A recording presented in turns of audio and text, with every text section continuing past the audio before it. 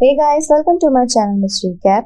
Today I'm going to explain 2022 action animated series called Tales of the Jedi.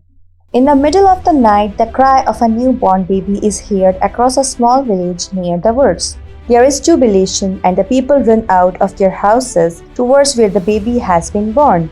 They gather in front of an inn and watch as the child is handed to the mother.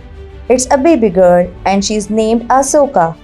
A year later, Ahsoka's mom takes her along in the forest to hunt as custom demands. Although her father does not see any need for it, Pefti, Ahsoka's mom, still insists on carrying out the custom.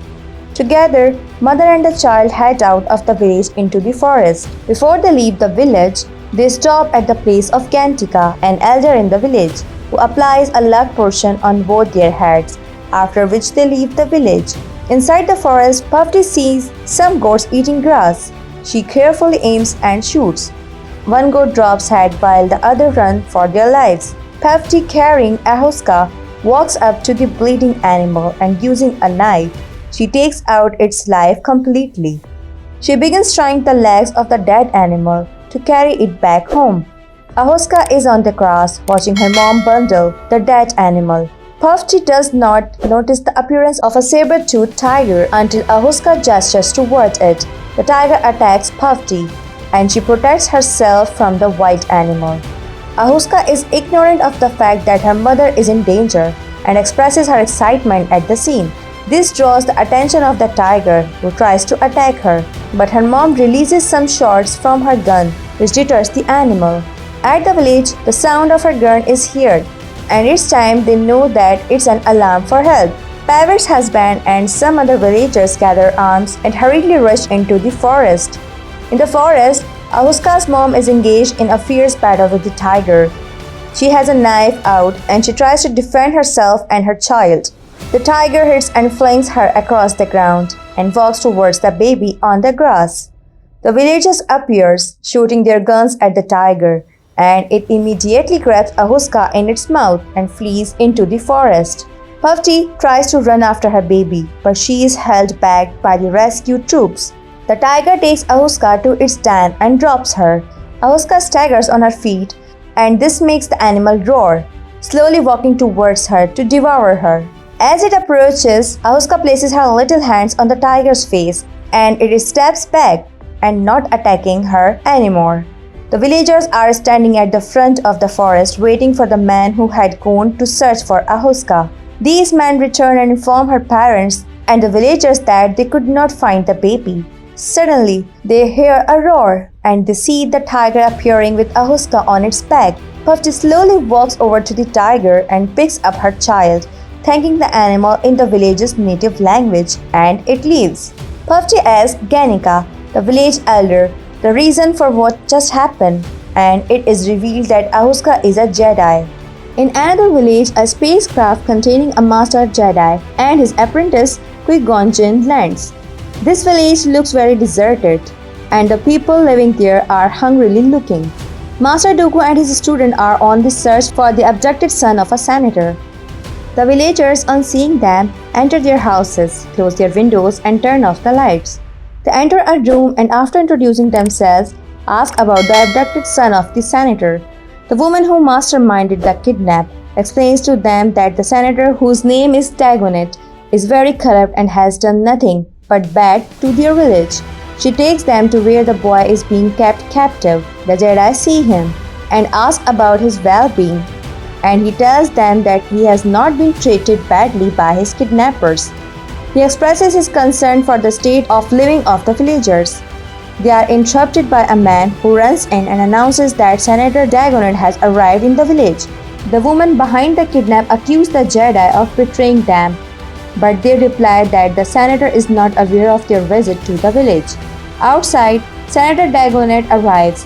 It was a hungry woman who lived in the village that informed him of the whereabouts of his son. He is met by the Jedi outside and orders the Master Jedi to arrest the people behind the kidnap. Master Dooku refuses to carry out this arrest, stating that they are not done with the investigation. This makes the senator furious and he takes matters into his hands. He orders his men to aim their guns at the Jedi and the abductors, warning them to step aside and carry out the arrest as he requested.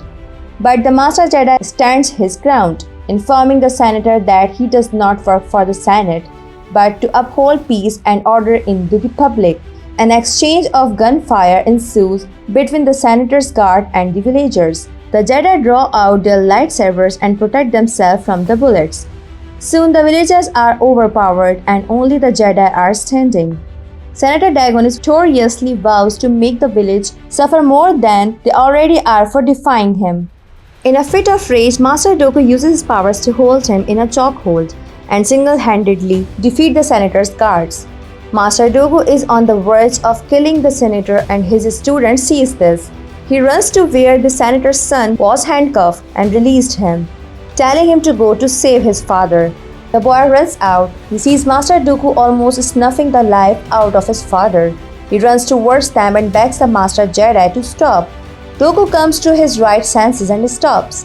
The senator and his men are overpowered and they surrender. The next day, the senator heads back home with his son, while reconstruction and restructuring commenced in the village. The villagers thank Master Dooku and he thanks his apprentice for what he did to prevent the death of Senator Dagonet.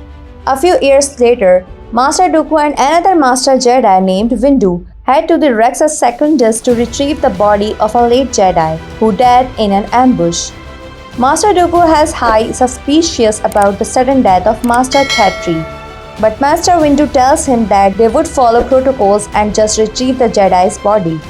At the Rex's, they meet with the senator who was present at Master Khetri's death, Senator Lark. The Jedi carry out a bit of interrogation, asking the senator certain questions which he answers. Master Dooku then requests that they have been taken to the scene of the ambush. This does not go down well with Master Windu, who is protocol-abiding Jedi, unlike Dooku. At the scene of the ambush and Master Khetri's death, Master Dooku carries out investigations, asking the senator to describe how the ambush happened. After some personal deductions, Dooku draws out his lightsaber, informing the senator that it is difficult for a Jedi to be compromised in an ambush. He announces that the late Jedi was killed by the senator and threatens him to confess. The senator confessed that Master Khetri was killed by his guards.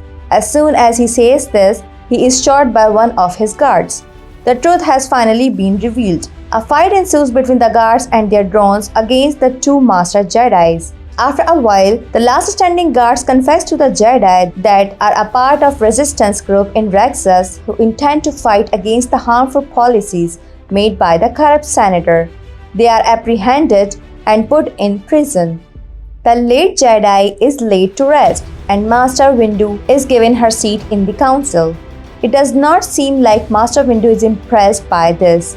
Fast forward 2 years later, at the Jedi Council headquarters, Master Dooku is deleting an archive memory. He comes out from the archives and is informed that his former apprentice qui-gon Jinn revealed to the council that he encountered a Sith Lord. Master Dooku meets with him and makes inquiries about the rumors, and qui-gon confirms it. Also, the council does not believe what he said. Master Dooku believes his claim. The appearance of a Sith Lord is something to be bothered about, but another Jedi, Master Yaddle, informs them that it is nothing to worry about. Later on, it is revealed that qui-gon is dead. He dies at the hand of a Sith Lord. Master Dooku is upset about the death of his former student, and he blames the council for his death.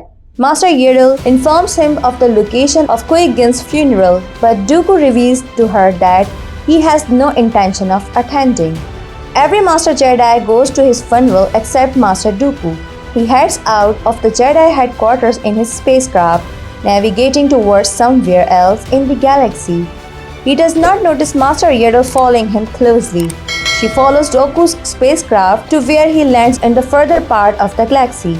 Master Yaddle alights from her spacecraft, walking inside the building. She sees Dooku having a conversation with a Sith Lord and eavesdrops on them. Qui-Gon Jinn's death was caused by the Sith Lord, and Master Dooku has been working together with him. Master Dooku queries the Sith Lord about the death of his former apprentice, telling him that it was not part of the plan. Jedi Master Dooku is under the evil manipulation of the Sith Lord. Master Yoda, coming out from where she hid, interrupts their conversation, asking Dooku to free himself from the control of the Sith Lord. She informs him that she had stepped down from her seat in the council and can help him. The Sith Lord orders Master Dooku to kill her, and they engage in long combat, which takes a while, after which Yoda is overpowered and killed by Master Dooku. Back in the Jedi headquarters, we see a grown Ahsoka. She has developed and has commenced proper training as a Jedi. She is a fast learner which displays the traits of a skilled Jedi. Not only that, but she aces the various tests and trainings that are brought up to her to the satisfaction of the onlooking Master Jedi.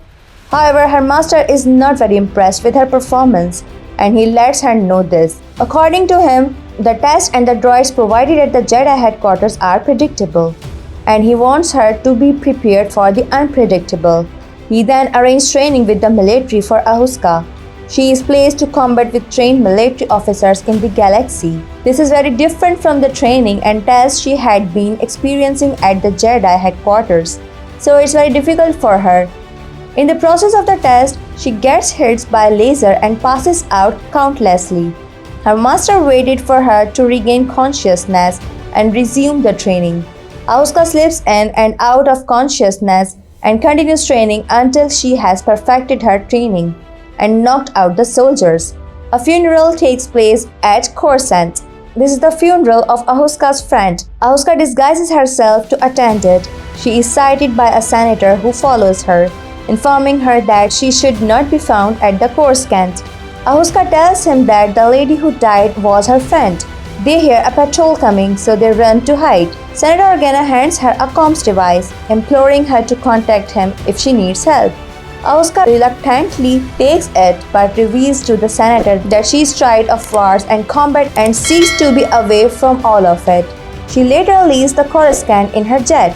Ahsoka begins working on a farm away from fighting and violence. This farm belongs to an elderly man and his two children, a boy and a girl.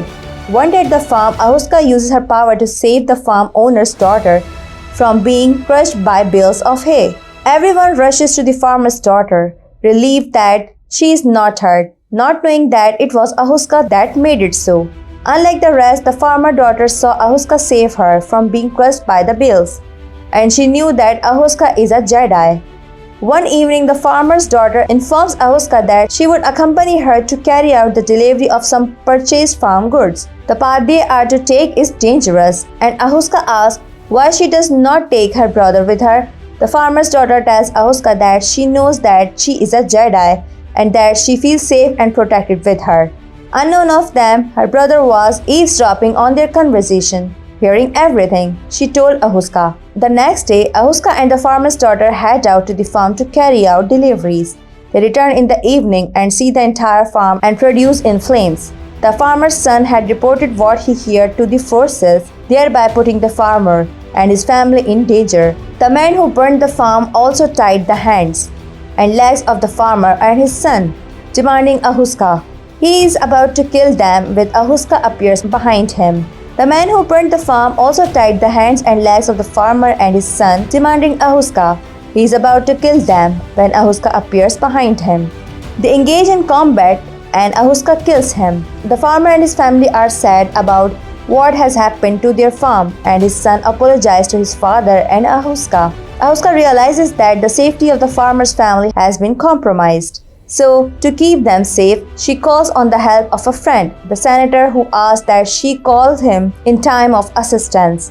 Senator Organa helps the farmer and his family. He informs Ahsoka that things have gotten worse, so Ahsoka decides to return to her life of being a full-time Jedi. The movie ends here. Thanks for watching. If you like it, so please don't forget to subscribe my channel.